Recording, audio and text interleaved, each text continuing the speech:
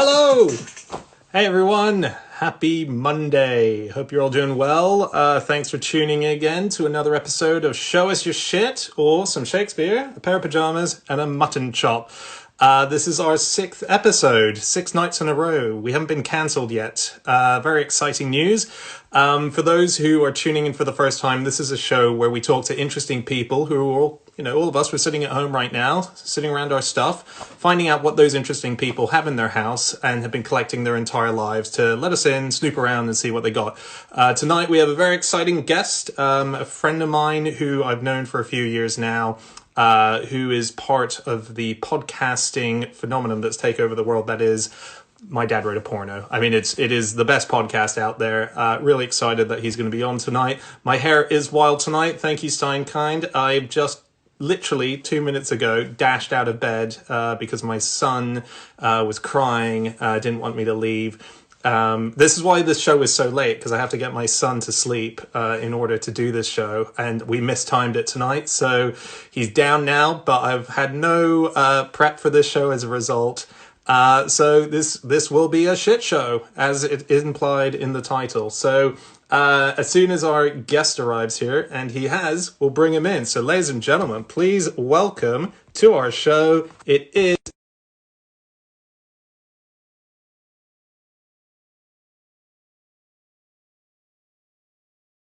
There you are. Yes. Hi. Hey, Looking buddy. very yellow. Jaundice. A bit. What's going on there? It was ambience, and I think it's teetered into the ill phase. How are you? I think you've gone Trump. You've gone proper Trump. I'm really good, man. I'm really good. Thanks for doing this. I really appreciate it. Oh my god! How have you been? I'm like the biggest fan of this show. I've watched every one. I'm loving it. Thanks, man. It's so great. Thanks. Yeah, I love having you in the comments. It's so cool. I've been there. It's so weird as well that, tonight you're going to be showing us our shit, but something of your shit has been a choice of someone else's on their show, which was Alex Bell, our mutual buddy. Yes. He was the first episode, and he has a card which is signed by your dad, by Rocky Flintstone. Do you know what? I wish I could say that was a relic and rare. If you can find a business card, or in fact anything porno related that isn't signed by Dad, it's worth a fortune. An absolute fortune. He signs everything. He travels with a pen. That's his thing. He's got a Sharpie in his pocket at all times. Just signing other people's books in Waterstones. Just no... Honestly, yeah. No shame. Amazing. That's really cool. So I reckon we should kick into this. So okay. Jamie, welcome to Show Us Your Shit, or some Shakespeare, a pair of pajamas, and a mutton chop. We'll get to why it's called that at the end of the show. This is a show where we talk to interesting people about the interesting things that they have in their houses. We're all stuck at home right now. Why not just go and have a peek into the homes of interesting people? The interesting person tonight is my good man, Jamie Morton of My Dad Wrote a Porno.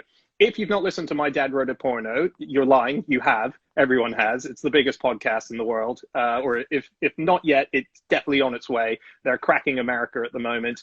And it is basically based on the fact that Jamie, during one Christmas, was handed a novel by his father, and he was asked to proofread it. And little did he know it was erotica.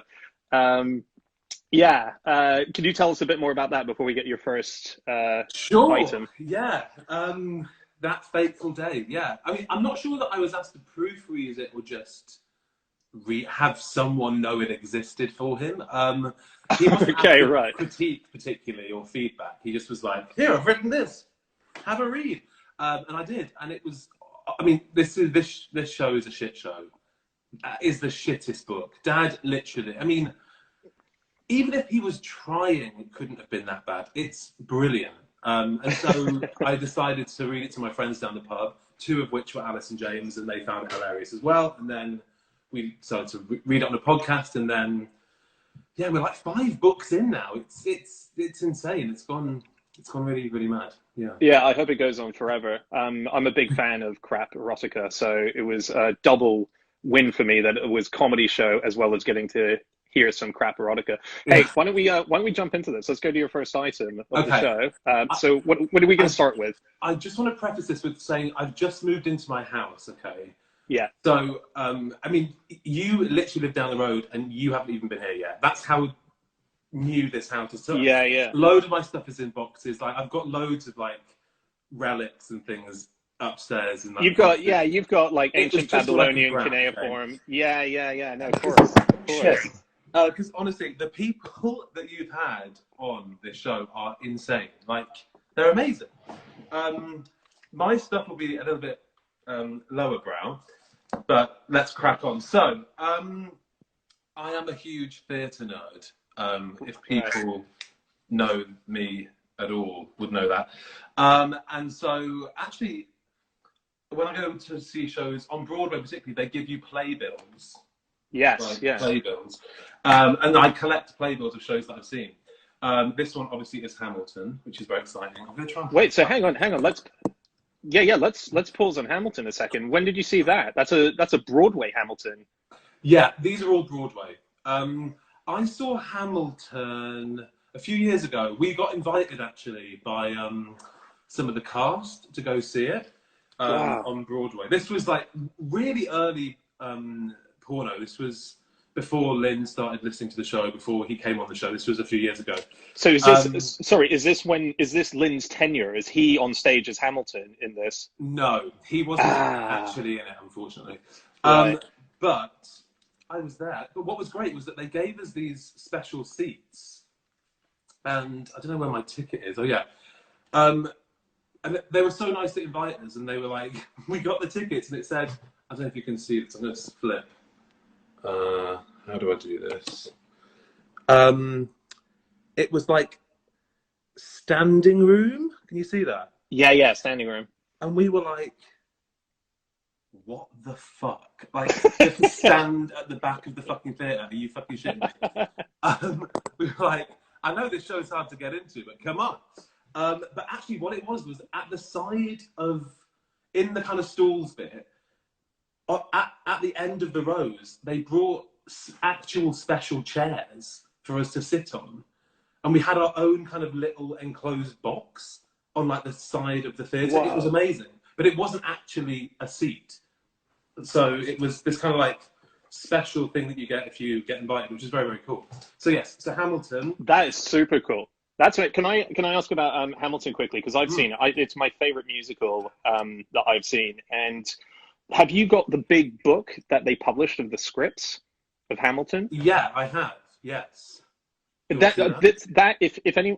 Well, yeah. Grab a copy. I've taken a photo of it from my copy. Yeah. So anyone, if you love Hamilton and you haven't read it, this book is absolutely amazing because what it is the actual musical. So you've got all the lyrics and you have the bits of dialogue, but Lin-Manuel Miranda along the side has annotated where every single reference has come from. So it's almost like a history book at the same time. So you've got all these beautiful. Yes, it's absolutely stunning. It's really, really cool. And so I was just saying, Jamie, that all the annotations on the side as they go through the lyrics telling you where he got the ideas for songs and so on. Yeah. This is a really cool one. This for British people, and actually for American people, some people will know who this guy is, but that song, which is You'll Be Back, that the King sings, he was really struggling with writing that song. He had no idea where he could take it and what kind of tone he should have. So this is the annotated note that appears in the book. I'm going to see if I can show it to you quickly. So he says, I was having a drink with Hugh Laurie, with whom I just worked on the series House with, and I told him I wanted to write a breakup letter for King George to the colonies. Without blinking, he improv'd at me. You'll be back, wagging his finger. I laughed and filed it away. Thanks, Hugh Laurie. Hugh Laurie created that lyric. It's so cool. It's just so cool, and the whole book is packed with interesting facts like that. I've got one Hamilton fact that I don't know if I've told you that I discovered a while ago. The descendants of Hamilton and Burr, the living descendants, both live in New York and are both a part of the same kayak club. So they go kayaking with each other. Yeah, they go kayaking with each other, and they do it. They do it very near the spot where the duel happened between Burr. Oh yeah, and drown each other, or attempt to drown each other. Yeah, exactly. I think they actually get on really well, and they she has the surname Hamilton, and he doesn't have the surname. He's got a different surname, but they kind of put it as a middle name. Guess what her name is? Oh God, I don't know. Alexandra Hamilton. I thought it might be Linny or Lina or something. What, in tribute? That's so cool. What the fuck? How do you know? You know so many cool facts. I love Hamilton, so I was looking into it just after. Let's get back to your playbills. Well, actually, speaking of Hamilton, just a little humble brag. I was actually invited to see Hamilton with Lin-Manuel Miranda, but I couldn't go, so I had to turn him down, which was really emotional for me to be like. He was like, "I'm in London, guys. Come." He hadn't seen any version of Hamilton for over a year, and he was like, "I'm in London. I might as well see how the show's doing. Please come and be my guests." To me, James and Alice. And I was like, "It's my sister's wedding. I can't go." Alice was doing the radio. She couldn't go. James had to go on his own. He was like, "This is awkward." And now watching Hamilton with Lin-Manuel Miranda, literally right there. I said, "I hope you just watched Lynn's face watching Hamilton. Like, he's seen Hamilton before, isn't he? He said, watch the stage. Just watch Lynn. Every time someone did a bum note or got something wrong or did something amazing, you would just fire them on the spot." You had to say no. Now that I know this is going to be like, oh, what a shame Jamie couldn't go. This is a bigger deal than you're mentioning, because you've been obsessed with Lin-Manuel Miranda for years. Not obsessed. Yes, you have. I'm a fan. I respect his work. Mate, you've been drunk tweeting him for years prior to meeting him. I know. But you know what's good about that is that you realise that luckily I don't think he knows about that. But what's nice is that it's kind of come full circle, and he listens to Porno, and we met and we had a really fun night, and we're now kind of friends, which is cool. That is insane. He doesn't know that I'm a stalker, so please don't mention that again. He's going to one day look for a tweet that you wrote to him, like, I can't remember when he wrote it, and he's going to find underneath that first tweet a deluge of 1,000 late night "I love you" It's going to be a weird stalker realization. It's only like a few things. And he said to me, actually, he was something like, "Oh, people," because we were talking about like people who were like fans of stuff, because he was like, he's a big Porno fan. And he was like, "Oh, I bet you get people quoting stuff to you all the time, right?" And I was like, "Oh, yeah." He was like, isn't that interesting?" I'm like, "Yeah, all my tweets to you definitely didn't include like lyrics that I thought were really clever and like relevant." Anyway, a show that I've just seen on Broadway, Company. Yep. I saw the second preview of this show, and it never actually opened because of what's happening in the world. So I hope this show actually sees the light of day, because it was amazing. Oh, wow. Yeah. Do you think it will, or will it have folded? Like, I'm sure there's a lot of... I don't know. Ooh, wow. Hopefully it will. But it's not just shows that I've seen that I've got playbills of. I've got originals from like the 50s and 60s as well.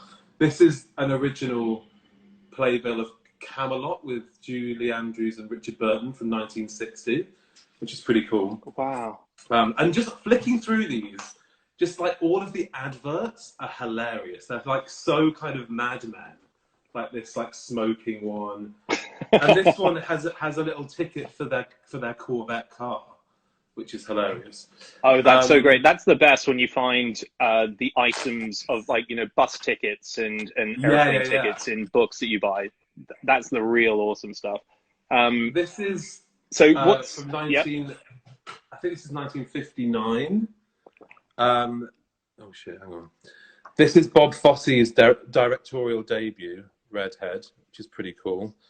And then this one is a play called Caligula, which I haven't actually heard much about, but it's the opening night playbill, which is pretty cool. And if you go inside, it's got the ticket, the opening night ticket still in there. Mate. Yeah. That's wonderful. Is that's not Caligula, that's not the Helen Mirren movie that was, it's not the historical one, is it? It didn't look very historical on the cover there. I think it might have been a modern retelling of the Roman Emperor or something, I don't know. Right. Yeah. So cool. So where do you get these from? Do you go to shops to buy these, or I actually got these in a little bookstore in Denver. I actually got these really recently when I was in Denver a few weeks ago on tour. Right. I think I messaged you about it actually. Yeah, because I Instagrammed about the shop that I was in, and you were like, "Oh, you should go to this one in New York," and I was like, "Oh, cool." I'll check it out, and then I didn't. That's right. Yeah, yeah. So yes, so these. And so these are quite you're a massive musical buff, right? Yeah, just like theatre generally. But yeah, I love it, and it's kind of cool to have like old. Are we going to see Porno the musical? Is that possible? Yeah, definitely. I mean, we are Like- tentatively starting to work on it, so fingers crossed. Yeah. You're joking, right? Huh? You're joking. You're actually working on Porno the musical. Yeah. I mean, very early stages, but yeah, it's we're having a little play. With I feel like this is a scoop. I feel like Show Us Your Shit just got its first scoop. This is amazing. I mean, it's not really a scoop. I mean, you know, we've kind of joked about it a lot in interviews and things, but we actually think that well, and we were talking to Lynn about it. We talked loads. We not that he's going to be involved, obviously. Maybe. I really hope he is. But he was like, so we were talking about it on the show, and then after the show, after we got off mic or whatever, we just kept talking about it, and we were like, this could totally be a thing. So, yeah, we'll see. It's I think that's an incredible idea. Yeah. Yeah. So we'll see. I don't know. Yeah. I mean, very early days, but it's an exciting little project to be working on for sure. So yeah, so those are my Yeah, playbills. definitely. Oh, also, this is the Hamilton Sippy Cup from Broadway as well. When you get drinks to Broadway shows, they all come in these little children's like juice cups. So your wine or your beer literally comes in like a sippy cup. Oh, wow. It's branded, which is cool. So there. Yes, that's enough of my Hamilton geeking out.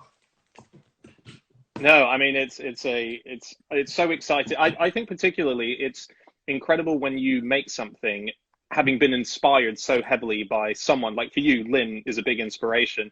The weird idea that you've managed to create something that has turned your hero into someone who likes you. I've just been reading this book called One to One by Craig Brown. I actually mentioned it on this show, the first episode. And it's incredible encounters between people who just it's little mini chapters of like Rudyard Kipling when he met Mark Twain, and that's the story actually this has reminded me of. Rudyard Kipling, exactly like Jungle that. Book, the writer.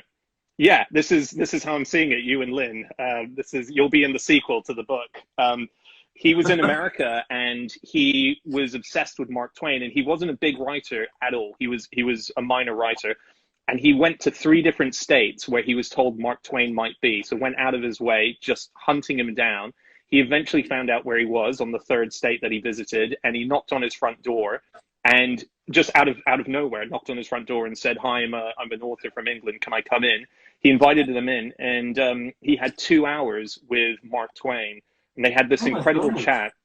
And Mark Twain writes about him later because he was obsessed with Mark Twain. Mark Twain spent the latter bit of his life obsessing over Rudyard Kipling. He loved his writing so much. In his 70s, he just read it nonstop. Wow.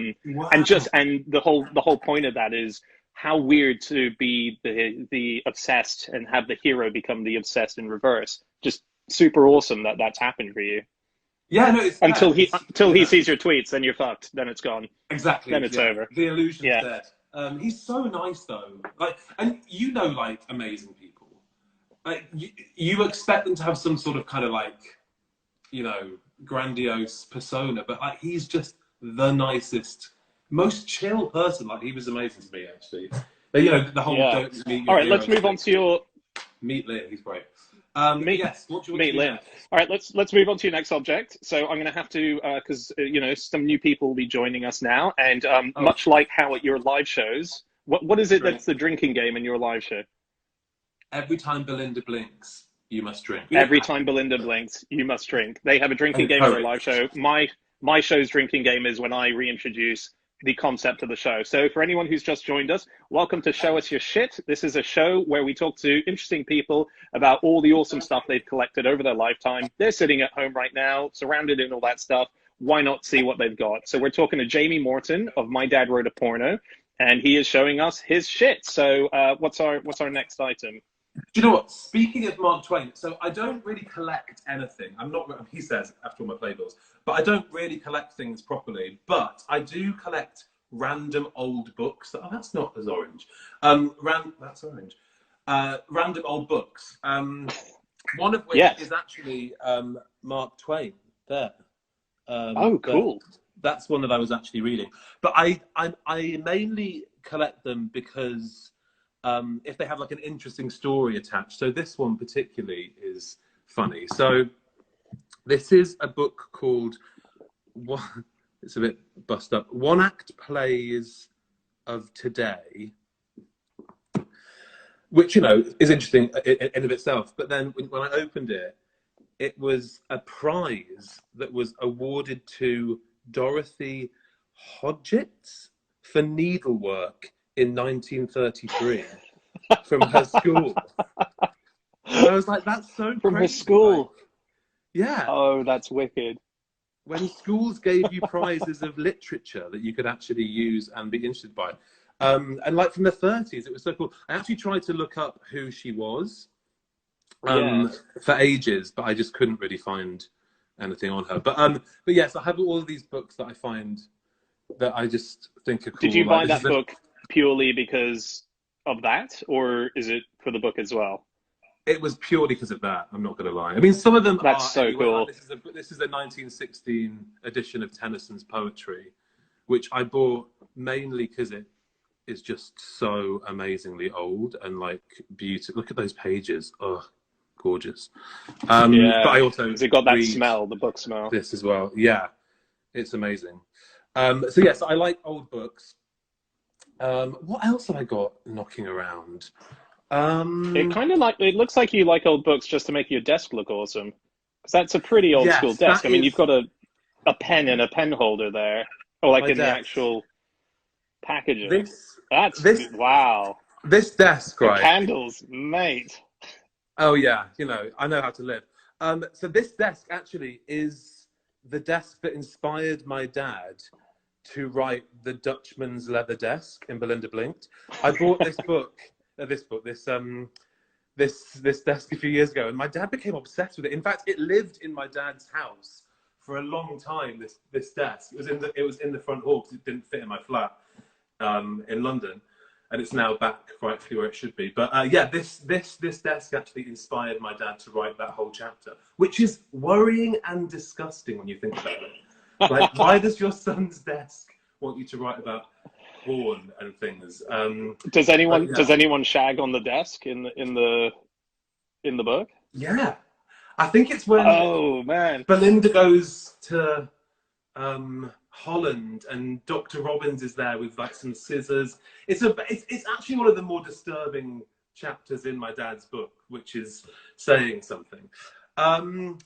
What else have I got around here that's interesting? We were lucky enough to do an HBO special.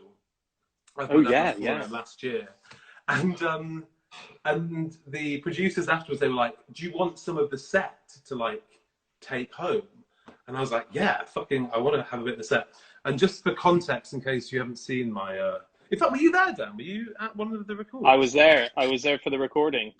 Yeah. So this is what the set looked like. Okay. Can you see that? Yes, I remember that. So those are flowers in the background, right? Like fake flowers. Yes. So what I have is the M is there.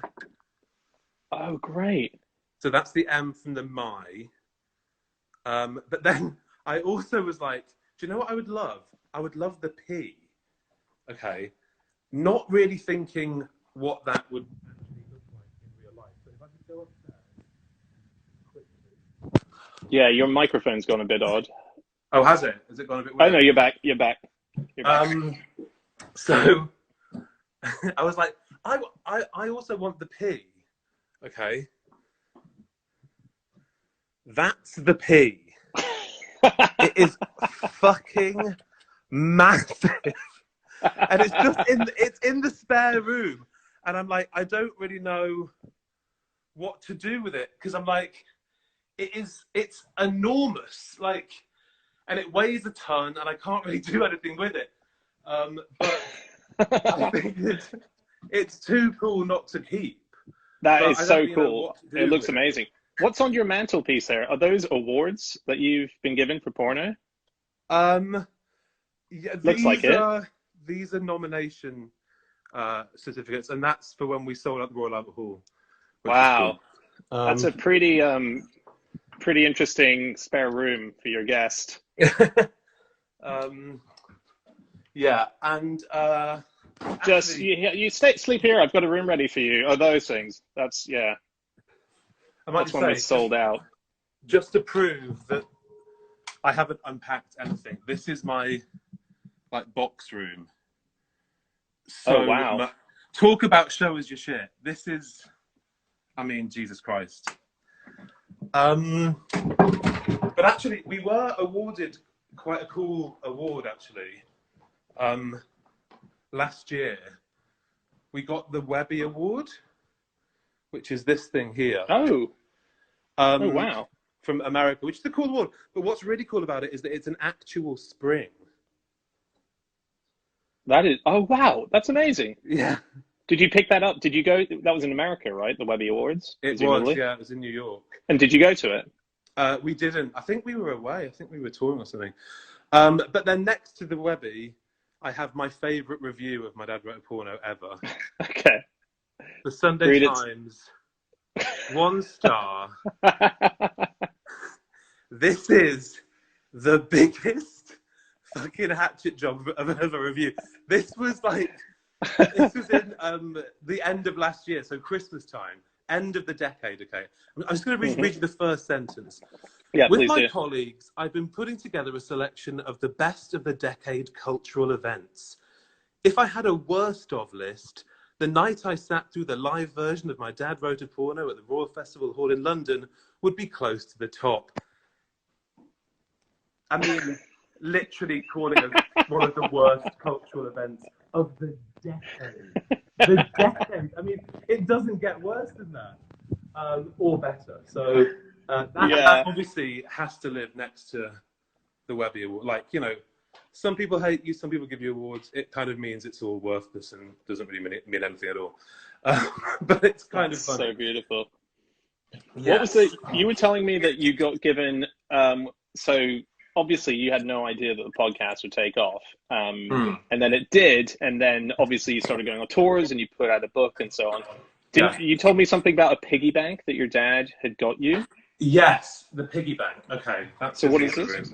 Okay, so just for anyone who's joining us right now, this is a show called Show Us Your Shit. We're all in isolation right now. We thought, let's poke into the rooms of all the interesting people who are at home surrounded by their shit and ask them to show it to us. So tonight we're talking to Jamie Morton of My Dad Wrote a Porno.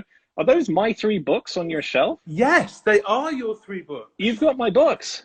That's so cool. Your books, and you know what? Not one of them is signed by you. So wow, I'll fix that for you. I'll sign the Obama next to it as well. Joe Lycett's book. Oh, that's a very good book as well. We wrote books at basically the same time, and he wrote a lovely thing in mine. Jamie, this book is better than your book. Thanks, Joe. Appreciate it. He is That's right. A very good book. It is better than his book, than my book.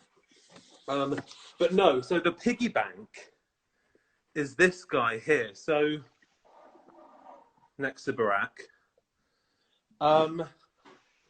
So because as you rightfully say, so My Dad Wrote a Porno was never supposed to make any sort of money, or it was just like a labour of love, really.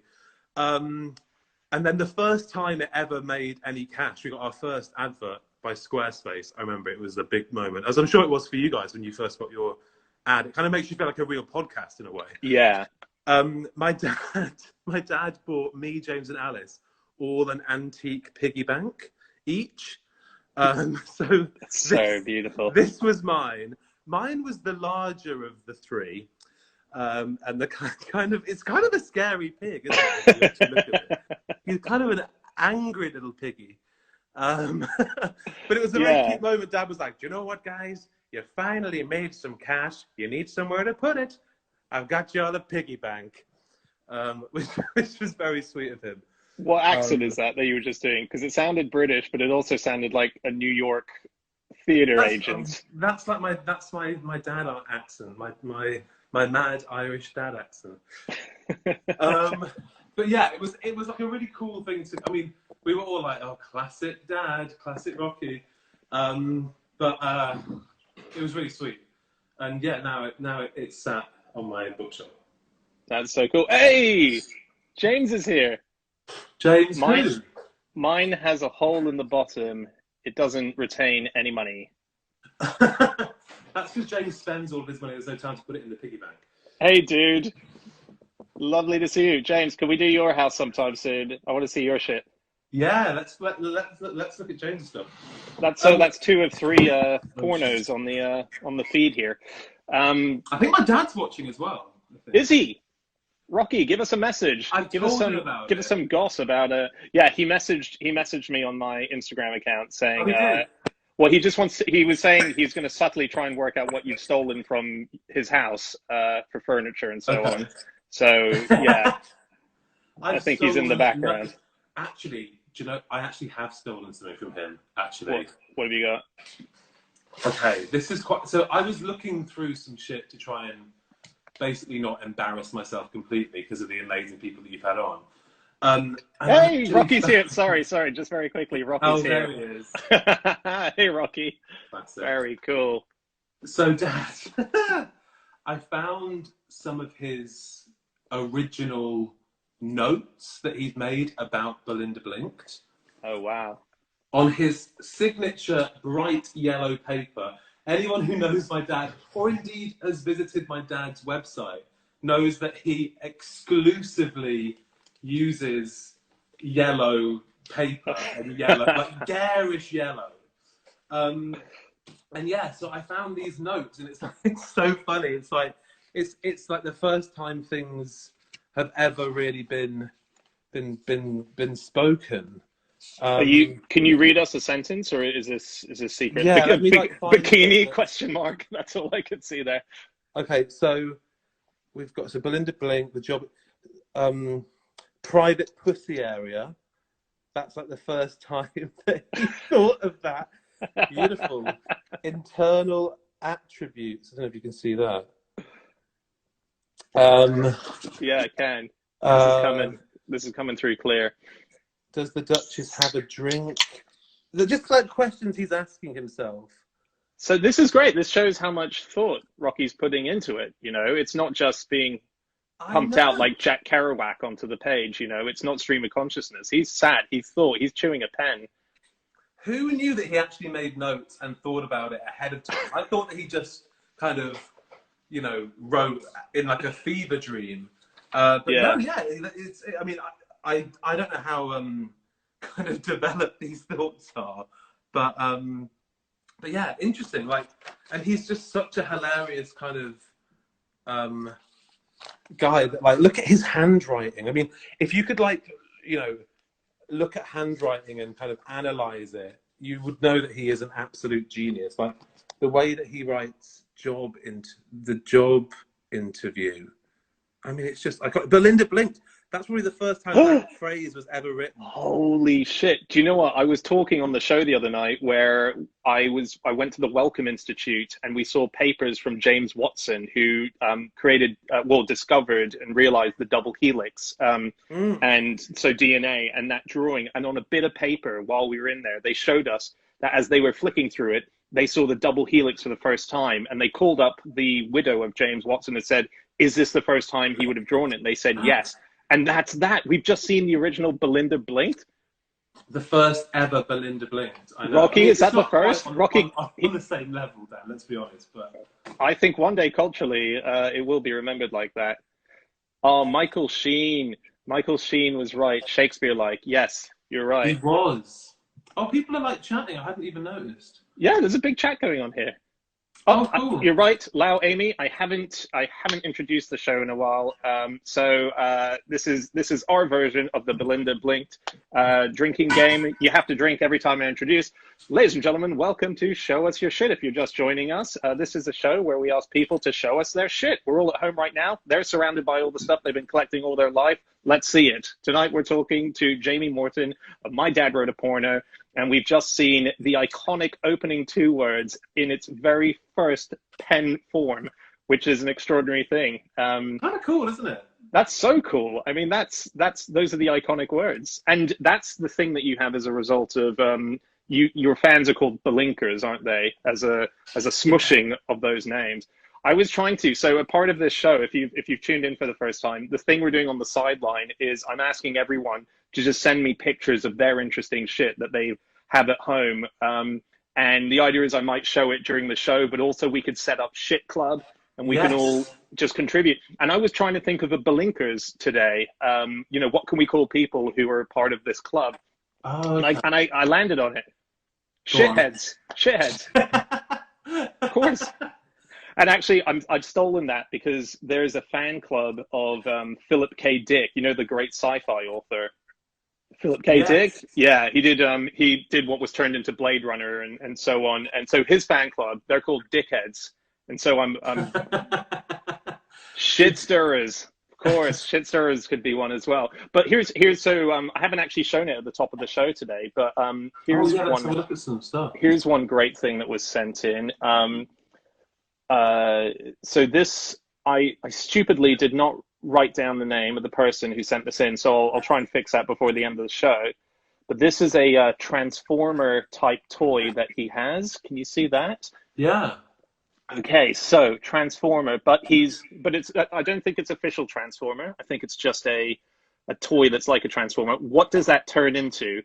If anyone can have a guess on the feed below. So when that forms, what are we looking at there? Everyone have a little guess while we continue. Oh, Paul Plowman, of course, Paul Plowman, that's yours. So Paul Plowman has just messaged, and I'll let a few guesses happen before I show it. But yeah, a Walkman, a butt plug, a boombox, guitar foot pedal. No. All right, we might as well just go for it. The answer is he transforms into the Titanic. It's the Titanic. Oh my God, how? That's amazing. Wicked, eh? Very cool. Oh my God. I can't believe how orange I am. You are. I feel bad that I'm literally... You're matching your wall in the background, weirdly. It's like, oh no, there you go. There you go. You're back. You're back. Okay. Yeah. I really wanted to show something else today. Someone messaged me and said that they had it, but unfortunately, it's at their mum's place and she's digging through boxes to get them at the moment. And I've never heard of this as something outside of one comedy album, but it's a vinyl, it's an LP that you can get, which is a horse race, right? So it's commentary of a horse race. Oh, and the line is going down, and all foot's in the front, all foot's in the front. So you get all that. Yeah. But because the way that they've designed it is they've done a bunch of different grooves around it. So every time you put the needle down, a different commentary happens. So you don't know who's going to win the race. So the idea is that you bet on who's going to win. And there's multiple. God. Isn't that awesome? There's multiple wins that you can have on this vinyl. And I didn't realize that was a thing. And it turns out that was a big fad back in the proper vinyl day, where you could have alternative that's the next part. You can literally. That's incredible. Yeah, there was a Monty Python album that was released where they did that, where on one, it was a 3-sided vinyl with only one vinyl, and it depended where you laid the needle on one of the sides that had 2 different versions of what you would hear. So completely different sketches the next time. Wow, awesome. That's actually very similar to the 2020 My Dad Wrote a Porno live tour. Tickets are available, God knows when we actually continue it. So what was that experience like, by the way? You had to shut off your American tour halfway through, basically. Yeah, we did. It was kind of a bit scary, to be honest with you, because things were just changing every day. Like by the minute, shows were getting cancelled and people were being shut down left, right, and centre. And we actually we did the first 4 or 5 shows. Our last show was in Austin, which was great. And then we flew to Vancouver, and then we were doing sound check. We were at the theatre in Vancouver, and about 2 hours before curtain up, the city shut us down, and they were like, "We're now closing everything effective immediately." Wow. And yeah, it was crazy. And then we just flew home. Actually, I have a really good friend of mine who lives in Vancouver, so I stayed the night to just hang out with him. Alice and James flew back that night. They were on a flight before we would have been off the stage that night. No. That's how quickly they got the fuck out of there. They were like, we're going home. See ya. Wow. Which is crazy. Yeah. That's crazy. Hey, someone's just mentioned, C8C1 has said, I discovered I had a relation who died on the Titanic. He turned 17 the day before they hit the iceberg, and he turned down getting on a lifeboat saying he would stay with the men. Wow. That's a 17-year-old who wants to be a man, which is, that's such a 17-year-old thing to do. But what a brave dude. Great birthday, probably. Sorry? Great birthday. I bet, yeah. Well, you know. Yeah, oh, that sucks, but amazing. Weird when you have a connection to history like that. I found out the other week, my wife, Fenella, is related to Florence Nightingale through a first cousin. So her great-great-great auntie, yeah, her great-great-great auntie was the first cousin of Florence Nightingale and her best friend. And I've started looking into it, and it turns out that Florence Nightingale was in love with her. And there's all these love letters that have come up about Florence Nightingale sort of expressing this massive love. So it's a thing that still historians are trying to work out how close their relationship was. But wow, oh my God. God. Yeah, pretty crazy. I love that stuff. I love when history is it's connected in weird ways. One of my dad's relatives, and I guess one of mine, was also on the Titanic. And I think they either, or maybe they died as well. Irish, you see, there was just loads of Irish people in. Yeah. Parks. It was awful. We did a fact on fish actually. There was someone who sent a message in a bottle. They threw it off the ship from the Titanic, and it was found years and years later within 1 kilometer of where he lived. So it went through so much currents in the ocean for years and years and years, and it washed up onto a shore. And I think it was found by a milk bottle deliveryman, and he went, oh, I know this address, and he took it to the parents, and it was a note. Not saying the ship is sinking, but I think it was just a random, I'm on the ship, how exciting is this? But the chances that could have landed... That's insane. A kilometer, yeah, within this person's house is... It's nuts. I mean, what the fuck? That's insane. Yeah. Jeez. I mean, hey, let's Titanic move on to... Oh, sorry, go on. A lot on this show. 2 Titanic pieces of coal. Now this... I mean, Titanic is clearly a hot topic with Show Us Your Shit. Yeah. If anyone has any Titanic memorabilia, definitely give it to us. Definitely. Oh, there was actually in one of the... You have my books in the in your shelf, the Book of the Years. Mm-hmm. There was a fact that we had on there, which is that an item went to auction in 2017, I think it was, which was a postcard from the Titanic, sent from the Titanic. And I'm not sure actually how that worked. Maybe just before they left, it was given at the dock, so you could sort of say I'm on the Titanic. It's going. But the postcard ends with "Wish you were here." Wow. Yeah, it didn't sell at the auction, unfortunately. Okay. Let's have another item. Yeah. Okay, so I'll do the reintroduction because that's the way we do it every time we get a new item. Ladies and gentlemen, welcome to Show Us Your Shit. This is a show where we see interesting shit from people sitting at home, going through their houses and finding things to show us. We're currently talking to Jamie Morton of My Dad Wrote a Porno and showing us some pretty awesome stuff so far. The first ever penning of the words Belinda blinked, which is incredible to see. We've seen some playbills from amazing New York Broadway shows. We've seen an old book which was awarded to a young girl for, what was it, needlework? Needlework. I mean, that's not even a thing anymore. Rocky related, please. Someone's asking. Maybe what were you going to go for? Do you have something Rocky related? If not, let's go for something and we can dip back into Rocky. I have some dice. So our family game is, every family has like a game. Yeah. Our family game is Yahtzee because we're totally cool. And this is a set of dice that my dad gave me on my 21st birthday to kind of be like, here you go, son. You now have your own set of wooden dice. So it's a kind of a Rocky thing, but it's not. That's very much a Rocky thing. It's very cool. I mean, your dad definitely comes across as an incredibly cool guy from the stuff you're showing us here, like the piggy bank, like really thoughtful, interesting ways of commemorating stuff. He is. He's great. Yeah. And my mum is also great at that sort of thing. My mum is a historian, and so she's got. I mean, God, if we could be in my parents' house, there is so much. Oh, please, let's do a follow-up episode in your shit parents' there. house Yeah. when lockdown's like, over. oh, also, because you asked me, do I have any kind of porno like fan art or like? It's all in Dad's shed, really. All of that stuff we just give to. Although I do have a pillow that someone made me. When I went for a Jamie. That's so cool. AKA spawn of Rocky. So someone made me that, which is so sweet, isn't it? Yeah. That's it. But yeah, my dad's shed is just full of so much crazy shit, which is amazing. We're asking to be. There's a lot of bottom flannel questions going on here. Yeah, the bottom flannel. That wasn't my family's bottom flannel. I just want to make that clear right now. That was a family friend who had a bottom flannel. I mean, it's so disgusting. I'm sorry. But my mum is also great at kind of like meaningful gifts and things. Yes. And she gave me a couple of original Punch cartoon. Like she's a big political. She used to be a politics teacher back in the day.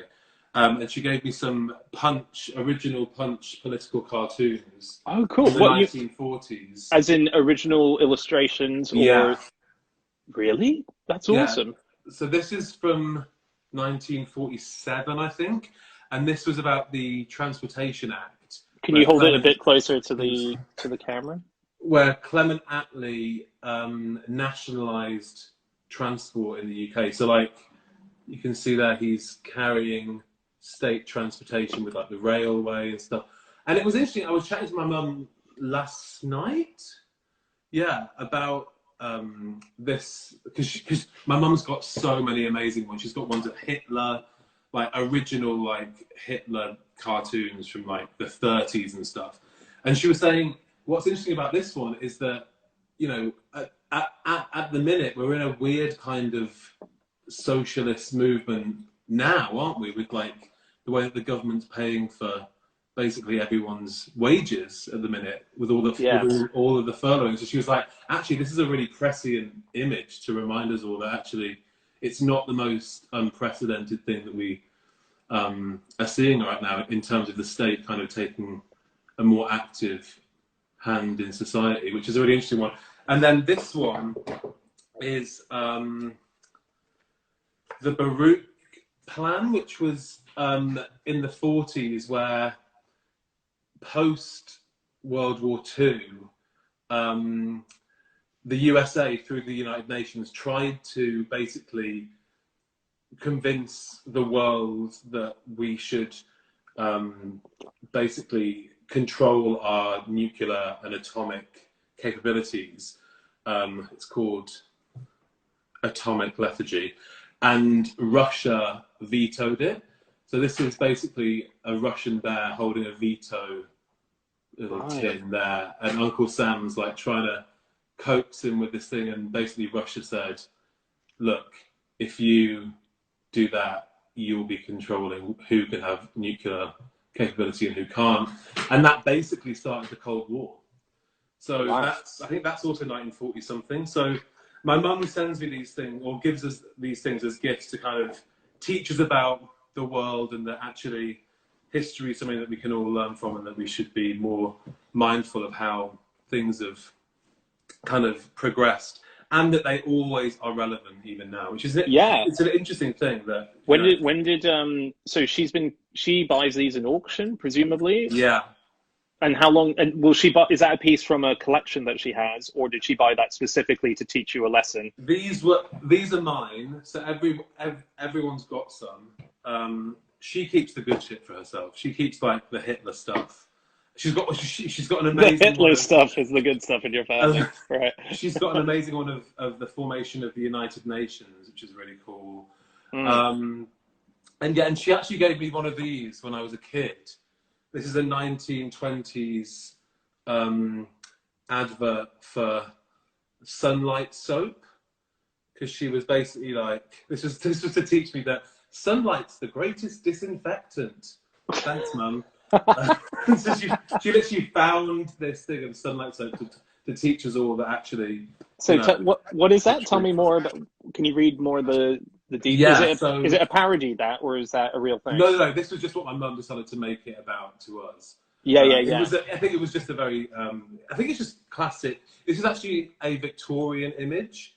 This image first kind of was created in the Victorian times. This is the 1920s print of it, and it's just like used in the sunlight way means ease and comfort in the wash and snow white purity in the linen. But my mum was like, sunlight is the best disinfectant because they even make soap out of it. And I'm like, okay, Mum, I get it. She's a good teacher, you see. You've got cool parents, man. This is amazing stuff. Yeah, they're amazing. They are amazing. And they are very, they've been very kind of culture conscious my whole life. Like, we always, like, as you get older, you realize how lucky you are about your parents, I think. Yeah, absolutely. And, even though mine, writes pornography, it's really gratifying to know that they're really smart, intelligent people that actually subtly through just things. I mean, these are just like around. These were in my bedroom as a kid. Yeah, I didn't know what the fuck they were really in terms of how important they are, historically, or whatever. Yeah. In kind of what they're communicating through animation. I think my parents are amazing. I think that's certainly. I've got a 2-year-old, and from the get-go, that's the kind of attitude I've tried to have, which is, don't just get the obvious stuff. Get stuff on the wall that will just have them look at it and just go, I don't know what that is, but it won't be in any other kid's room, and so it's going to just make me think differently, possibly. I'm a big believer in that. Your downstairs loo in your house, is like a museum. Well, yeah. I'm obsessed with that room in your house. I'm like, oh my god, there's like a signed thing here, and there's a book. Like, it's. Is that why you take so long in it every time? Cool. I'm just illicitly taking pictures in there. That's yeah, there's I love collecting stuff as well. So it's hence the whole idea behind this show. I think if you've got an eye for just having something a bit different in your house, it can make it infinitely more interesting just for you, just to always look at a thing and be like, God damn it, I want to make something as cool as that, or I want to lead a life as interesting as that. It's just these little beautiful reminders. And also to have something that's from history as well, that just makes you, like, even just the Punch cartoons is just such a, as you say, this isn't the worst time the planet's gone through at the moment. There's been other stuff, so let's get our shit together. Yeah, no, it's very, very cool. So have we got more objects? How are you doing? Yeah. Now, here's the thing that happens on Instagram. You only get an hour slot for your shows. Shit, yeah. So we're approaching it's this part 45. Of the show, guys. It's this part of the show. We're approaching the bit where it dies. So what we'll do is I'll cut it off in a few minutes, and then we'll come back and we'll sort of do a few more objects, and then we'll wrap up the show. So we can use those 2 minutes for drink top-ups and so on. So, okay, in the meantime, welcome to Show Us Your Shit. We're quite far into it. We've seen a lot of amazing shit. This is Jamie Morton, and my dad wrote a porno, and he is showing us his shit. So what's the next item? Well, it's not really such an item, but I just wanted to kind of one of the things that I do collect are notepads. Oh, cool. Because much like my father, I am also a writer, or at least an aspiring one. So every city I go to, I buy a notepad. So this house is literally, I mean, I have more notepads than anything else in my entire life. And also, what's good is hotels always have amazing stationery. And then my friend bought me last year for my birthday kind of fake hotel station. Oh, the most important thing in my house currently, obviously. Bought me these fake hotel pieces of stationery from movies. So like, oh, cool. This is stationery from the Taft Hotel, which is the hotel they go to in The Graduate. So it's basically as if Meet me at the Taft. It's as if that hotel had its own stationery. This is from Twin Peaks, the Great Northern Hotel. This is so cool. This is Where did from they the get them? Is this from one of those hipster stores, or is this a? Probably. Is this a? I'm not going to lie. It was probably a hideous hipster store that you probably will frown upon, Dan. No, I love the hipster stores. What's the Overlook Shining. Hotel? Oh, cool. Yeah. Yes, yeah, the Stephen King. Hey, do you know I happen to know an interesting fact about the Outlook Hotel, which is that when they made you amaze me. Go on. well, when they made The Shining, they didn't film it in the hotel that Stephen King based it on. So Stephen King based it on an actual hotel that he had a winter in, and him and his family were basically the only people there, and they were locked in this hotel. So that's what gave him the idea. And yeah, and then when it came to the filming, Kubrick wanted to do it somewhere else, so they never filmed it there. But there is one movie that's a famous movie that has used the hotel that Stephen King based The Shining on as its location, and that's Dumb and Dumber. Fuck off. Yeah. What? Yeah, Dumb and Dumber is the biggest movie to use the real Shining hotel. The Shining and Dumb and Dumber, they meet as one. Oh my god, that's hilarious. Really? That's mad. What were the other? We didn't see the other hotels. There are two others. One is from an Agatha Christie thing, I think. And then one's from something that I don't actually know what it is. Sorry. Well, I'm sure someone will know. What's it say? Oh, okay. It's the Green Man Inn. The Green Man Inn. Yeah, no, don't know it. Let's see if someone can find it out. Hey, we're gonna take a quick break. This is our advert break. So we're not actually sponsored by anyone. So if you could look at some branding in your house, in the fridge maybe, and just just soak in what that is, and let them do the work for you. We'll be back in, let's say... It's Wicker Man. You're right. It's Wicker Man. Very good. Wicker Man. 10 points, whoever that was. Very cool. Paul Plowman, who gave us the Transformer Titanic toy. Very, very cool. Paul, delivering excellent stuff this episode. All right, let's go away. Everyone, if you're going to join us, we've got a few more things that we'll look at Jamie's, and then we'll wrap up the show with the interesting format at the end. And the only format point of this whole thing. So let's go away 2 minutes, and we'll be back. Top up your drinks, go to the toilet. See you in 2 minutes. Hey everyone, welcome back. We'll just wait for Jamie to come back. Hope you all topped up your drink. So we are talking to Jamie Morton. If you're just joining us, for this first bit of this second final bit. Welcome to Show Us Your Shit. This is a show where we are asking interesting people to show us all the interesting stuff in their house while they're on isolation. They're surrounded in it. Why not just show it? So we're talking to Jamie, and he is of My Dad Wrote a Porno. And hang on a sec. Let's bring him in. He's just requested to come in. Here we go. Just been showing us stuff from hotels at last. While we were on this break, I found the things that I want to show him about. Oh, Uncle Igor declined. Why? Why has he been declined? Ooh, this happened before. So I think what this means is that he can't now re-request to come into this chat. So I might need to shut this off and then bring him back in. So let's just do that. We'll be back in. It's not orcs, Alex. It's a shit show. This is what happens. This is how it rolls. In fact, it's annoying that it's happened so late in the episode because it's been going smooth, and that's not the point of this show. So I'm going to shut this show down, and we're going to bring. Oh no, he sent one to come back in. Here we go. Okay, we don't need to shut down.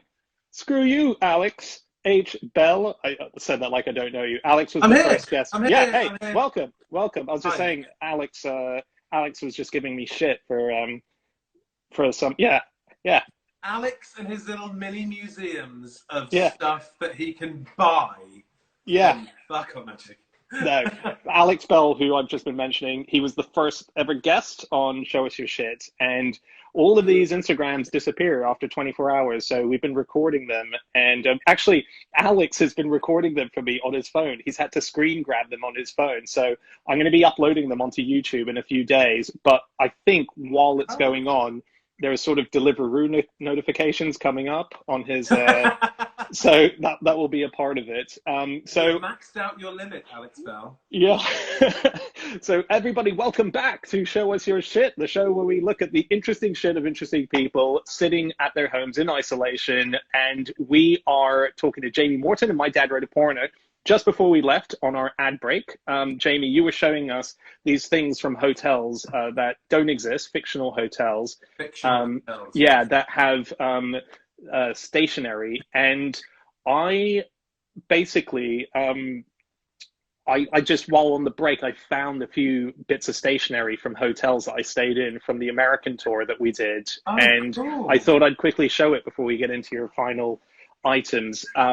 So we played Washington, D.C. last year when we were there, and we played the JFK place. I can't remember what it's called now. It's where they have the Mark Twain Award, the Kennedy Center. We played the Kennedy Center. The tiny room, not the big room. We did the tiny room, but it was amazing anyway. And we stayed around the corner at the Watergate Hotel, like the Watergate Hotel. Oh my God, you did DC well. Yeah, oh man. God, We nailed DC. So we did all the good shit. We did all the good shit. So we stayed at the Watergate Hotel, and I'll show you what they give you when you're at the Watergate Hotel. Now, they've gone head on into, they've dove straight into the fact that they were the hotel that was a part of taking down the government. Oh so American politics is like my other, like, I just get so hard for it. Oh, no wonder you're so into Hamilton. That makes the West sense. Wing is like my favorite show ever. So I've not seen it yet, so I need to see that. I know. You would legitimately love it. It's so up your street. Yeah. I know. So here we go. I have here. This is when you go into the Watergate Hotel. When you're staying in your room, you get given a card, like most hotels these days, that you just bleep on the door. This is the card that they give you when you're staying at the Watergate Hotel. Very cool, right? And then once you're inside the room, they give you a pencil that you can keep, which is that. I still. Please tell me you have that pencil, please. Yeah. I've got 3. Amazing. Yeah. Every night you kept the pencil, just hide it, and they just replenish the pencils. They replenish the pencils every night. Yeah, we had to add an extra gig just so I could get my 3rd pencil. All those groupies you had done. Yeah. Pencil. Joking, obviously, fan. That would never happen. Do you know that King Rama of Thailand, the king of Thailand, is? I read an article that he's self-isolating in a hotel, I think in Switzerland, and in the article it says he's self-isolating with 20 members of his harem. So, and no one knows if his 4 wives are in the hotel with him, along with his entourage of harem women. I'm isolating alone. Like when Erica was saying the other night about the foxes screeching and having sex, I was like, at least someone's getting some, because I'm literally on my own. I haven't seen a single person that I know. I know. This is what's so nice about this. I get to see you. It's great. I know. It's I can't believe that. Yeah. So let's get on to how many more objects do you reckon you have to show us? I have a couple more. So someone mentioned, I think it was Jenny. I think my sister sent me in the break that Jenny asked, why don't I have a copy of Toad of Toad Hall, which is a thing from the podcast. I was in Toad of Toad Hall when I was a kid, and I was nominated for an award in acting. It was a big highbrow thing, and Michael Sheen took the piss out of me for it. But I actually have an original, well, not an original, a 1948 edition of Toad of Toad Hall. Cool. So I do actually, my sister got it me. How sweet is that for my... Oh, what's it say? Can you read us my sister's thing? Well, what's it say at the back? Is it a dedication to you? Yeah, it is, yeah. I just want to compare writing styles between Rocky and his next generation. What's it read? My big sis.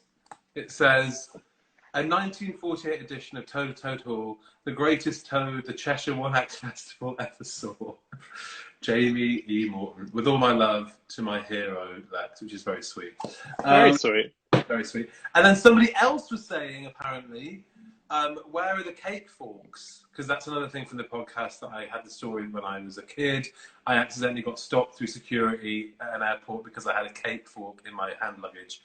Right. Not a big deal, but I don't have a cake fork, but I do have a penchant for stealing cutlery from really posh restaurants. I don't know if other people do this. Well, and also, I don't know if you should say that out loud. That's illegal. You've just said illegal thing. I borrowed them. I borrowed them from restaurants, and I will return them when I go back to the restaurant. Do you? Do you actually? You don't. I just love the idea of you going back to a restaurant and go, oh no, I brought back the ones I had last time. I've just dropped this. I think you need to give. No. I mean, in my house, you will never eat from the same kind of cutlery. It's all just mismatched. Like this one's from the Ritz. This one's from the Beverly. What is it? The really posh one in LA, the Beverly Hills, is it? I don't know.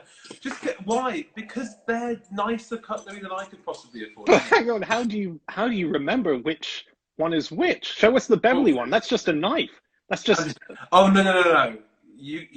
No. This is a solid knife. It's a solid bit of kit. Oh, okay, yeah. When you come round for dinner, you will eat from the very best. Do you get pissed off when? Do you get pissed off when people steal the stolen cutlery from your house? Or do you see it as a tradition that's an ongoing... We're just keeping the vibe going. So when you come round, feel free to say anything you want. It's all right, but those aren't really... No. This is the best thing I've seen all night. How much stolen cutlery do you have in your house? Actually, I actually won't say that. Oh, fuck it, who cares? Come on. I was round Emma Thompson's house for dinner. I was eyeing up a fork. I was like, could I didn't take it. You didn't take it? Okay. I actually was texting you the other day about this show, and I was like, we should make this into like an actual proper TV show with actual proper people, not, people like me. And I said to you, I was like, I bet De Niro's got some amazing shit. And then I realised I've been in Emma's house. Emma would be perfect for this show. She's got such cool stuff. Yes. And we had a little tour of the house. And yeah, so much amazing stuff. Can you ask her if she would just do this? Like this, show us your shit online? I could ask her. I don't know. I'm not sure where she's self-isolating. I don't know if she's in London or not, but she might be in Scotland. But right. But we could do an edition just for you, where we should just do a whole series where people just show you their cutlery and you can just this was dribble over it. No. But the actual thing that I was going to show you was this certificate. This is such a weird thing that I have. So my first ever job in TV was sending a message into space. What? I don't know if we've ever talked about this. So no. This is a certificate from the Ukrainian Space Center, where I, James Edward Morton, sent a message into space to the planet Gliese 5816, which is 20 light years away from Earth, and at that point in time was the nearest planet that we thought could contain life. Right. So I had this crackpot boss called Ollie Madgett, absolute legend, love him. Lives in Australia now. He can't legally live in the UK. He's broken all sorts of galactic laws. And he had an idea that what if we sent a curated message from the populace to a planet? Let's communicate with other planets. So he hired me, James, and Alice. We were all out of university. The three of us did it together. It was the weirdest job, and our friend Dave as well was on it. So it was like 5 people in charge of basically curating messages from Bebo users. Do you remember Bebo, the social network? Of course, yeah. So we had to basically ask all of these prepubescent children to send in what they would like to send to a different planet. this was the summer of 2008. So we got a lot of George Sampsons, who just won Britain's Got Talent, and a lot of Cheryl Coles, because she just started on X Factor or something. Right. So this message is like, I think it's only halfway there now. It's due to get to Gliese 581c in 2029. That's when it's going to hit that planet. And Right. if there is life there, they're going to think that the rulers of Earth are George Sampson and Cheryl Cole, which doesn't say much about our culture. God, you know, it'd be a really cool movie. You know how sometimes you send an email by accident to the wrong person, or you send a message that you desperately tried to delete, and you have to like go online and Google it and like, how can I get this back? The idea of sending this message once you've told people what it was that you sent was so offensive that Earth has had to create a spaceship to chase it and intercept it before it gets there, before the aliens read it and then get absolutely pissed off. Things though, you joke, but there's actually been a lot of discussion within the space community about how potentially dangerous this message is. So there has actually been discussion at top levels. Yeah, because they're like, how did we allow just 5 fucking random people from the UK to send something to another planet? Like, it's actually really irresponsible, because we don't know what that could yield. Like, we don't know. Yeah. And interestingly, if we met an alien coming towards us, the name Bebo sounds very alien-like. That's what I'd expect an alien to be called. So you've actually sent a weird green alien name to them as well. What was the actual message that you sent? So interesting. Fascinating question, Daniel. It really wasn't much of anything at all. It was basically, we just asked Bebo users to either send text or images that then were made into binary form or something like that. And we sent just I think it was like 500 messages as one collective. But it was mainly pictures, like I say, of George Sampson and Cheryl Cole, and like. So what? So it was like a golden disc. Like, dick pics and stuff that we were like, okay, we can't send that. That's completely illegal. But the Voyager, there was the golden record, but Carl Sagan made those original plaques, which had human man and human woman, which had a penis on there. We sent a dick pic into the universe as our first image, basically. You know what? It's probably more useful for them to see that than Cheryl Cole, to be fair, actually, thinking about it. But the really crazy thing about this whole... So this was my first job out of university. I was like, I'm going to go to the big city and I'm going to make my name. I'm sending a message into space. And then to send it to space, we basically had to go to Ukraine, because I guess no other reputable, space program would agree to do this. So we had to travel to Ukraine, and sorry, just to reiterate, because you said this as a quick sentence. When you say we, this is you, James, and Alice. Me, James, Alice. This is the porno team. For anyone who's not completely in with what My Dad Wrote a Porno is, which I'm sure everyone is, but in case you're not, the 3 presenters of that show have represented Earth with a message to the one spot of the universe that we think life might be existing in. I wouldn't say represented. When you've sent a message on behalf of our planet, you're representing that. And basically, so we went to Ukraine. I mean, I was what, 20? I don't even know. Like, maybe even younger. And we basically sent it in the RT-70 telescope. So there it is. Now, that doesn't look that impressive, does it, really?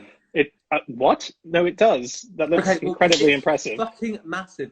That's us inside the dish. Whoa! Okay, so that's me. Yeah. That's Ollie, Alice, James, and our friend Dave. And then we're literally in this dish, and you couldn't stand in the middle of the tiles because you could fall through them. So you had to stand on the cracks in between. That's incredible. And just at what point after this photo did you drop your 80s electro pop album? It's so an album cover, isn't it? I love it. It's one of my favorite pictures. What am I doing? What am I doing? Mate, you're the bass player. You're trying to look thinking interesting. that I'm some sort of pop star / extra in a terrible movie. But no, it was my job to go up to the top of that bit there. So this dish was basically like, it wasn't, it was just like flat. But I had to climb all the way up there. And that is how fucking tall it was. So that's James and Alice. Those two dots are James and Alice. Wow. And I had to climb up. I've honestly never been more terrified in my entire life. And I had to climb up there to film their links because they were presenting it. That was the view from the rim of the dish. That's James. And then, oh, that's all of us in the dish. My hair is inexcusable. Wait, oh my God, that's your hair? That's Jamie, that's my son's hair. That's what It is. Like. That's so Wilf's hair. It is. You've got Wilf's hair. Oh my God, me and Wilf are. We are. Oh, and that's James. James and Stephen Alex. Mangan. Cool. James is looking awesome there. And me in the RT-70 telescope in Ukraine, which actually was in Crimea, so it's now technically part of Russia, I guess. Which is really awful to think. That's our lovely interpreter, Olga. She was amazing. Oh, I was hoping the three on the right there have their own podcast. I really want to hear that one. That's Dave. He's one of my best friends now. Oh, cool. Amazing. And then Ollie lives in Australia, like I said, and we all went to visit Ollie. He came to our show in Adelaide a few months ago. So yeah, we're all still really good friends, which is really nice because we had this insane... Sorry, that's a coffee machine that I'm using to... What is that? What is that? That's cool. It's just an old coffee machine that I'm using to rest the phone on so I can talk to you while using my hands. And you don't use that, do you? Or is that just a... I use a little thing to keep my cufflinks in. It's not that exciting, really. It's super insight. That's a huge insight. You've got such cool stuff in your house, man. This is wicked. Oh, thanks. Well, actually, as I let me while you're looking, let me just quickly say to anyone just joining us, this is a show called Show Us Your Shit. This is a show where we look at the interesting shit that people have accrued over a lifetime, and as they're all at home right now, as we're all at home, why not see what they've got? So we're talking to Jamie Morton, the host of My Dad Wrote a Porno, and we are looking at his shit. And my goodness, have we seen some awesome stuff of it. So, my goodness, have we seen some shit. We've seen some incredible shit. We should wrap up fairly soonish. So if you've got a few more items. 2 more things. Yeah, great. Okay, yeah. And they are related to sending the message to outer space and Ukraine or whatever. So this was a little badge that I got given for my participation in said project. Can you hold it a bit closer? Like, there's a bit of light glare on it. Yeah. There's a weird delay on Insta Live, which is annoying. Can you see that? So Ev Pretoria, Gleaser, that says Gleaser 581C there, RT-70 telescope, and the little Message from Earth logo in the middle. I mean, it's an absolute piece of shit. I mean, it's literally falling apart. It looks awesome. It's all of, 12 years old, Dan. I'm sure you can. But then this is a shot glass, and this is more important, really. Right. Because, I don't know, have you been to Ukraine ever? No, I haven't, no. Or Russia? No. So James Harkin has many times. Oh, so of course, yes. Yeah. He's married. Polina is Russian. So we get a lot of stories. But no, not myself. She's so cool. I love her. She's awesome. Yeah, she's a helicopter pilot. I know. As of like 4 years ago, she just decided to do it, and it's amazing. But yeah, go on. So when you're in Ukraine, okay. So the weird thing about this whole trip was that we were kind of like an official delegation from the UK. We had kind of like special status within our trip or whatever. So we were kind of treated like we were, I don't know, like government people. It was a really surreal thing. So we had these incredibly elaborate and quite extra state dinners every night with various people from the military and the space program. Mr. Malavinsky was the head of the space program. He was a crazy man who enjoyed a shell suit more than anyone you've ever met in your entire life. I mean, every day it was a new shell suit. It was incredible. But what you had to do at every dinner was basically everyone had to be, these dinners, there were like maybe like 20 or 30 people around the table. It was a big circular table. And every person had to do a toast throughout the meal. Right. Do a shot of vodka. This was my shot glass that I stole.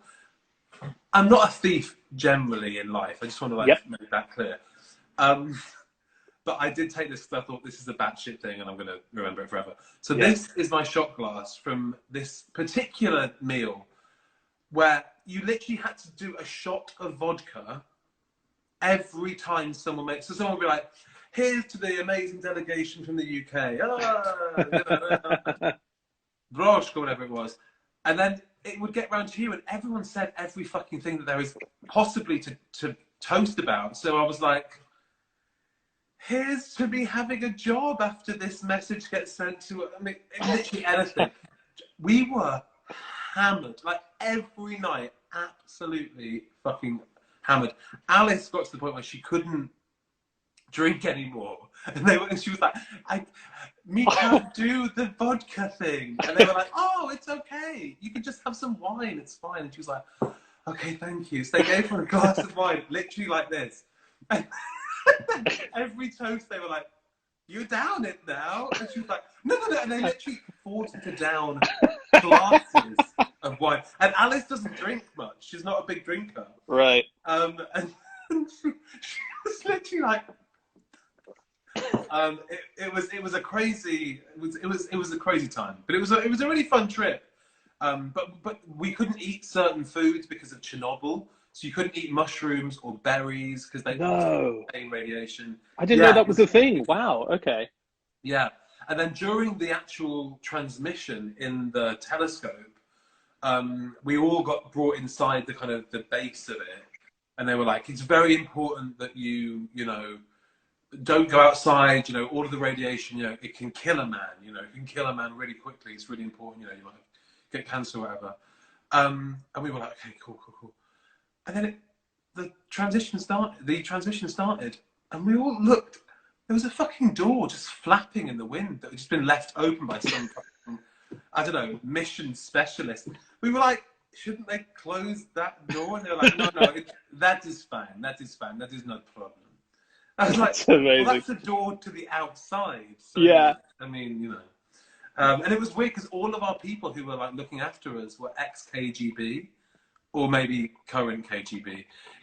And we're pretty sure we were bugged when we were there because we'd be put in rooms, just the five of us. And like James might be like, oh, I'm getting a bit thirsty. Could do with like a little, you know, drink or a snack or something. And like 2 minutes later, a vodka shot would arrive. Of like Cokes and stuff we wheeled in, and we were like, "Cool, okay, this is an interesting." So yeah, it was a really interesting place to visit. I probably won't be going back anytime soon though. That's incredible. I feel like you, James, and Alice should just be sent. I mean, that is such a random adventure. I would expect that maybe you guys would have gone like, you know, grape picking in Australia or something, but sending a message to a distant planet in the Ukraine, I want to see this as a series. This is we awesome. should revisit it when it reaches the planet. Yeah. My dad 9 years away. Yeah. Okay. You should find that out. I think we should have a big party on the night. That would be just awesome. Yeah. Okay. Okay. Well, let's wrap this baby up. This has been awesome. Thanks for having me. Man, you've been wicked. So there's a final bit of the show that we do here, which is so it has the full title: "Show Us Your Shit" (brackets) or "Some Shakespeare, a Pair of Pajamas, and a Mutton Chop." The reason for that is because P.G. Wodehouse, when he was escaping from his house, one of the greatest comedy writers and writers generally of all time. If you've not read P.G. Wodehouse, please do. He will change your life. Jeeves and Wooster was one of his things. So he was living in France with his wife at the time, and this was during World War II. And the Nazis, they found out, were descending on the house to arrest them. So they had 10 minutes to get out of the house. In that 10 minutes, his wife grabbed the suitcase and she said, grab everything that's important to us. He grabbed in those 10 minutes a copy of Shakespeare, a pair of pajamas, and a mutton chop. That's all he took. So my question to you, Jamie, is you have to flee your house. You've got the suitcase, you've got the mutton chop, you've got the pajamas, and a copy of Shakespeare. There's space for one more thing in the suitcase. Yeah. What are you going to take with you of all the stuff that you've shown us tonight, or something you haven't shown us? I was going to say, if I was staying true to the format of the show, I would choose something that I've never fucking mentioned at all throughout the evening. Yeah. Everybody else has done. Yeah, outrageous. But I mean, and I probably would do that in real terms, because I do collect a lot of stuff, but they're like personal stuff, like letters and, you know, things that are not of interest to anybody really out there, only to me. But out of the stuff that I've kind of shown you tonight, that's a really hard question. But I think, I mean, I hate to say it because I will forever be in his shadow, but I think I have to take Dad's the original Belinda writings. I think I have to. Okay. Because if you're joining this show late, Jamie showed this at the beginning of the show, and can we just see again what we think? We should verify with your dad, but we think I actually did. I spoke to him last night, and he was like, "Yeah, it's the first time." These are his notes for the first Belinda book, and the very first. Can you hold it up closer? That is the very first time he ever wrote the words "Belinda blinked." And Jamie only discovered that as we were talking, obviously. Oh, no, last night, sorry. He says, sorry, I'm actually just reading it myself. So he says, Belinda blinked. Hang on. No, we can see you. Oh, yeah, you can. So right. He says, Belinda blinked. And then he says, first line. But no reference of that being the title of the books yet. Right. So he clearly kind of got to the point where he was like, that's going to be my first line of the book. Yeah. But he hadn't yet decided that because it just says chapter 1. It doesn't say the title. It doesn't say Belinda Blink chapter 1. It just says chapter 1. So yeah, this is the first time that he was kind of brainstorming. Does the second line he wrote say second line after it? Because most people just use a full stop to indicate that. Interestingly, the next thing he wrote is a woman dresses a certain way. I don't know what. I mean, ramblings would be a kind way to describe what that is. But interesting and I think I would have to say that because, you know, he's my dad and I love him. I think he created something amazing. He did create something amazing. And I think absolutely you've picked the thing that I think I would have taken. I know you probably will stuff in some cutlery into your trousers as you're escaping the room as well. But I definitely would have gone for that as well. That is a cultural, iconic relic that will one day be in auctions next to John Lennon's lyrics. It will just be one of those things. I hope not. Jamie, thank you so much, man, for doing this. Really appreciate it. Thank you so much, and good luck on Wednesday. Thank you. I'm having a baby on Wednesday. Well, my wife is having a baby on Wednesday. We're having a cesarean, so we know it's on Wednesday. And I should say, so this show started 6 days ago. We've done 6 episodes now. I'm going to be re-uploading all of those old episodes because they've disappeared. So on Wednesday, because we're not going to have a show on Wednesday because I'm a baby. Probably, I don't actually know when the show will be back, but I hope as soon as possible. But if you want to watch it, we've got QI Elf, Alex Bell as one of the episodes. We've got Ed Brooke Hitchings, who's an incredible writer who has the most insane stuff in his house. Stephen Colgan, who was a police officer for 30 years. He has a helmet that Freddie Mercury didn't wear, but it's more exciting than that sounds. We had Erica McAllister as well, who was absolutely, she's the fly expert of the Natural History Museum. We had Ken Plume last night, who is one of the original podcasters of, he started in 2004, and his room is a single room Comic-Con. It's just incredible. He has original Simpsons art and so on. I'm going to re-upload all of that stuff. You can watch it again. And also, I said at the top, you know, there's a challenge for shit clubs. So the new term, in tribute to you having blinkers, we're going to call them the shitheads for now. So shitheads, the show us your interesting shit. I think it should be shitty books that you love more than anything else in tribute of Rocky Flintstone. You know, it's great. The books that are just really awesome that maybe get a lot of shit from people. If you have any hilariously titled books, please send them to us. And tomorrow night is going to be the last episode before I have this little break. Tomorrow night is going to be really fun, unless it changes, because this is a shambolic show. It is just booked at the last second. Jane Milligan is going to be the guest tomorrow night, and she is the daughter of Spike Milligan, the king of comedy, of British comedy. But as a result, she grew up with everyone. You know, she grew up with Peter Sellers, she grew up with Tommy Cooper, she grew up with the Goodies, you know, R.I.P. Tim Brooke Taylor. It's so sad. She's had a lifetime of being surrounded by the most seminal bit of British comedy where everything exploded from. That was the moment. Spike Milligan, everything came off it. Monty Python, like everything we know. There's not a single comedian who would not attribute their inspiration back to Spike Milligan. He's the god. So it's going to be amazing. She's gone through her attic to find that stuff. And so we'll be back. Same shit time, same shit channel, 9:45 on Instagram Live. Thank you so much for joining us. Jamie, I love you. I can't wait to see you when this lockdown is done. And everyone else, stay safe. Oh, thank you. Yeah. Scary time to have a baby, but I know. I hope it all goes fine. It's all done and excited. I will. Happy. I will tomorrow. Right. I'll send it to you. And everyone else, stay safe. We hope you're healthy. We hope you're doing okay. We hope you're sane. And thanks for joining us. I'm glad we got this little club where we can have a few hours of distraction. We'll see you again. Love you all. See you tomorrow. Good night. Bye.